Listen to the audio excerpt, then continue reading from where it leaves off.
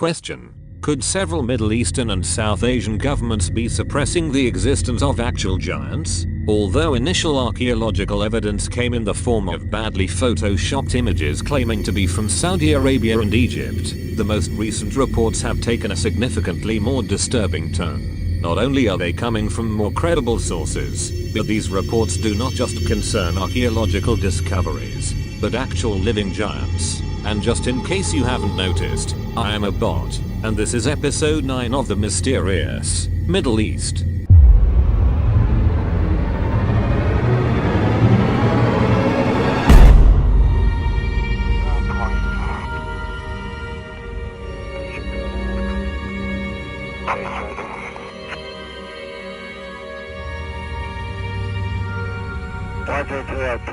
On the 12th of April, 2017, the US Air Force dropped the largest conventional bomb in its arsenal to flush out Daesh terrorists, according to official Pentagon reports. However, insider testimony suggests another reason for the use of the massive ordnance air blast bomb, also known as Moab, which contains 21,600 pounds of explosives and has a mile-long blast radius. The Moab is so powerful that it was not used by the Bush administration back in 2003 due to fears of collateral damage. Today, conspiracy theorists say that the use of this weapon is necessary to flush out, capture or destroy giants hiding in Afghanistan's mountains, who possess technological secrets going back to the origins of human civilization.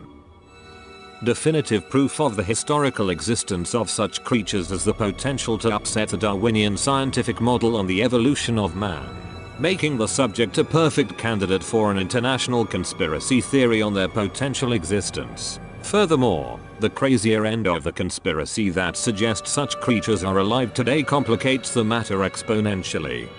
Could there be any truth to the conspiracy? Some people more readily than others will brush aside such questions, calling it silly and nonsensical. However, given the ramifications for the existence of these creatures in South Asia and the Middle East, the subject deserves scrutiny.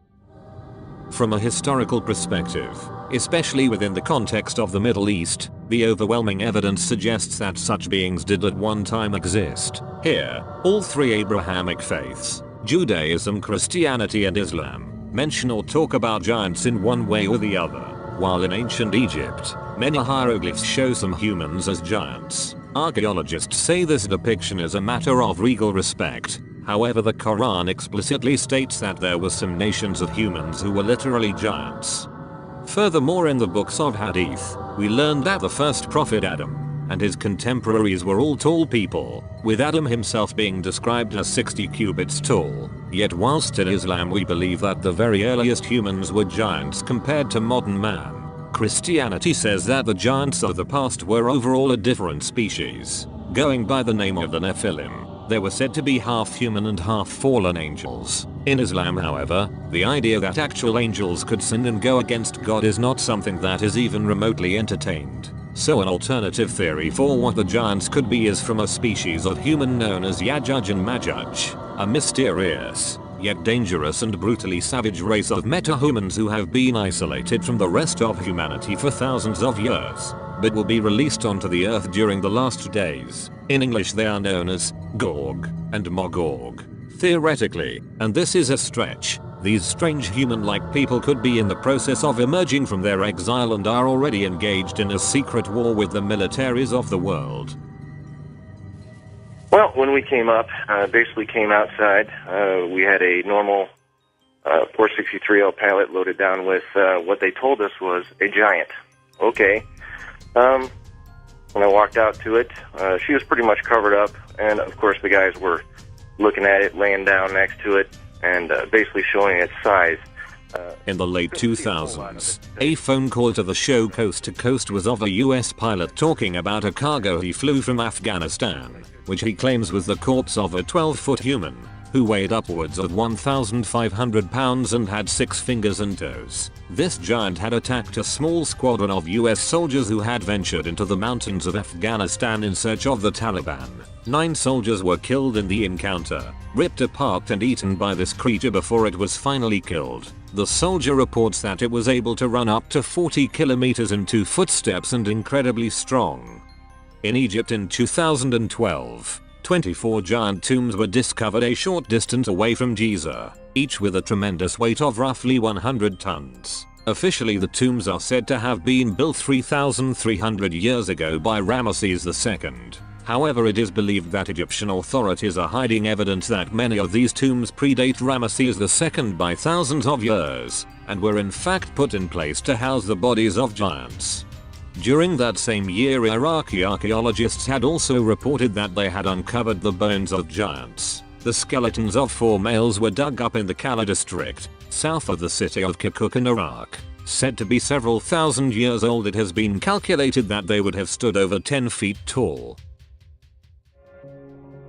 According to exopolitics.org, a number of US government and military whistleblowers have come forward with stories of giants hiding in Afghanistan and other locations, where these creatures are only now beginning to awake from stasis chambers after being asleep for thousands of years. Secret Space Program whistleblower Corey Good was among the first to publicly disclose the existence of stasis chambers that have been holding perfectly preserved giants for millennia. According to other conspiracy theorists, different military forces have been stationed around the world, including in Afghanistan, to locate these giants, with supposed ex-military and current military personnel confirming that a secret war is currently taking place. According to Good, they call them stasis beings, and that these giants were using a technology created by the ancient builder race. This race is implied to be of extraterrestrial origin and may have not only have been wrongly interpreted by pre-Christian religions as gods because of their technological advances like the ancient Sumerians in Iraq as shown in previous episodes, but also the fallen angels and their descendants who went by the name of the Nephilim in the Bible, and who may have even had a hand in the building of the ancient pyramids of Egypt, developing means to actually manipulate quantum realities as shown in episode 1 of The Mysterious Middle East.